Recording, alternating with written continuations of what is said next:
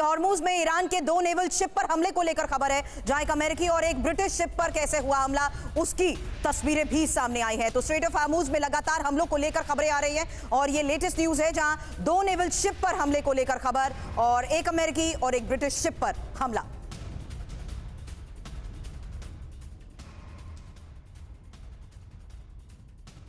और एक और बड़ी खबर, तेहरान के एयरपोर्ट पर हमला किया गया। मेहराबाद के इंटरनेशनल एयरपोर्ट पर यह हमला किया गया।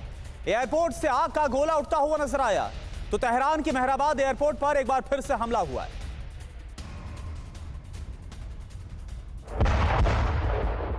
ये देखिए, आप तस्वीरें आपको दिखा रहे हैं। रात के वक्त इस हमले को अंजाम दिया गया। तेहरान लगातार यहां पर बड़े हमलों को अंजाम दिया जा रहा है और तेहरान को दहला दिया गया है। इजराइल और अमेरिका ने अपने हमलों से काफी भारी नुकसान तेहरान को इसमें उठाना पड़ा है। वहीं दक्षिणी ईरान में इजराइल के विनाशक हमले की तस्वीर, जहां ईरान के रेडियो स्टेशन पर यह इजरायली बमबारी हुई। इस हमले के बाद रेडियो स्टेशन पर लगी भीषण आग और इजरायली हमले से रेडियो स्टेशन पर तबाही।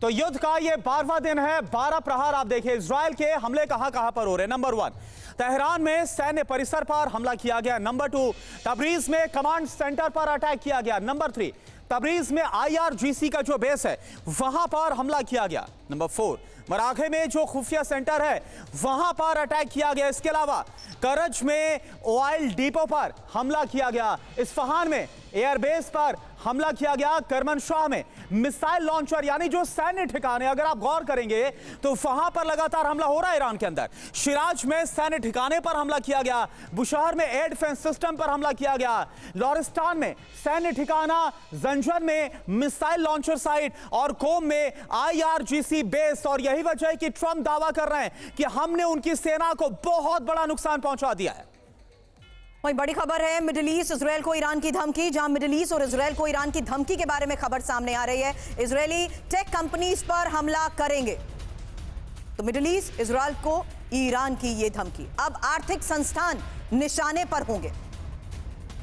बैंक, वित्तीय संस्थानों से लोग दूर रहें, ये एक बड़ी धमकी। लेकिन इस बीच प्रोफेसर आसिफ रमीज जैदी साहब भी इस वक्त सऊदी अरब से हमारे साथ हैं।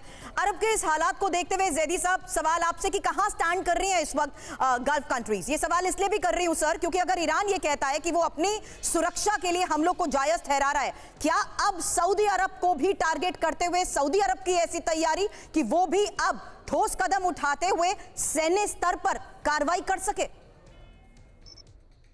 देखें, इसमें जो सबसे अहम चीज़ ये है कि इस इलाके में सऊदी अरब हो, UAE हो, बहरीन हो, ये बहुत ही पीस लविंग कंट्रीज हैं। ये प्रोग्रेसिव सोच रखते हैं और रिफॉर्म्स कर रहे हैं और इनकी यही सोच है कि कैसे इधर रीजनल पीस, सिक्योरिटी और स्टेबिलिटी बनी रहे।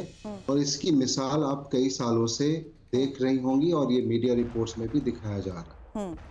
मैं ये कह रहा हूँ कि इन तमाम हालात के बावजूद भी यहाँ पे जितना पेशेंटली इन चीज़ों को हैंडल किया गया है और जिस तरीके से यहाँ पे सारी चीज़ें अभी भी बिल्कुल स्टेबल हैं, पूरा सपोर्ट है यहाँ पे। जैसे हम लोग तो expect, sir sorry to butt in, आपने सपोर्ट की बात की, तो लेटेस्ट न्यूज यही है कि अब निर्णायक कदम उठाने की जो चेतावनी है, खासकर तेल इंफ्रास्ट्रक्चर पर। सर 3 पॉइंट में एक बात कहूंगी, ये इसका क्या मतलब है कि यूक्रेन से इंटरसेप्टर मिसाइलें खरीदी जा रही हैं? इसका क्या मतलब है कि किस तरीके से अमेरिका और ब्रिटेन के सहयोगियों को तौर पर उनसे भी समर्थन हासिल करने की अब बात की जा रही है? क्या अब स्ट्रैटेजिकली इसको हैंडल करने की तैयारी हो रही है सऊदी अरब की?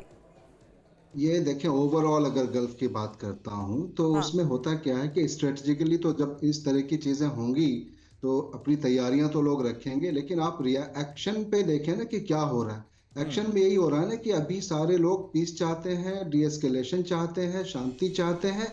और अगर ऐसा नहीं चाहते तो अभी तक में बहुत सी चीज़ें हो चुकी होती। 12 दिन हो गए हैं, पिछले साल भी 12 दिन हुए थे। 12 दिन के बाद डीएस्केलेशन हुआ, सीज फायर हुआ। इस बार भी 12 दिन हो गए। 12 दिन के बाद तमाम चीज़ें, यहाँ तक कि एक चीज़ मैं आपको और बताऊँ, ईरान के ऊपर जो हमला हुआ वो एक चीज़ हुई, लेकिन ईरान ने जिस तरीके से इन तमाम कंट्रीज़ में, ख़ास तौर से सऊदी, UAE, बहरीन, जो सिविलियंस पे और दूसरी चीज़ों पे भी जो अटैक्स कर दी गई हैं, इससे कहीं ना कहीं जो एक अच्छा रिलेशन बनता हुआ दिख रहा था उसको खराब कर लिया ईरान ने जी। नेबरहुड कंट्रीज में। इस चीज को देखते हुए यहाँ से कोई भी इस तरीके की चीजें हो नहीं रही है रिटेलिएशन में, लेकिन इसकी एक वजह यही लग रही है कि सब लोग यहाँ यही चाहते हैं कि कैसे भी डीएस्केलेशन हो, डायलॉग हो, डिप्लोमेसी हो और किसी भी तरीके से शांति बनी रहे। ठीक है। रीजनल एस्केलेशन अगर होता है तो ग्लोबल उसका इम्पैक्ट होता है। आज आप देख रही हैं कि स्ट्रेट ऑफ हॉर्मुज को ठीक बंद है। होने की वजह से या तेल की कीमतें, ठीक है आसिफ जी, आपने जो बात बोली है कि जिस तरह से यह एस्केलेशन किया गया ईरान की तरफ से और भले अमेरिकी बेसिस पर हमला करने का दावा किया जा रहा हो, लेकिन इसके बाद संबंध बहुत ज्यादा खराब हुए हैं और इसके लिए जिम्मेदार ईरान है।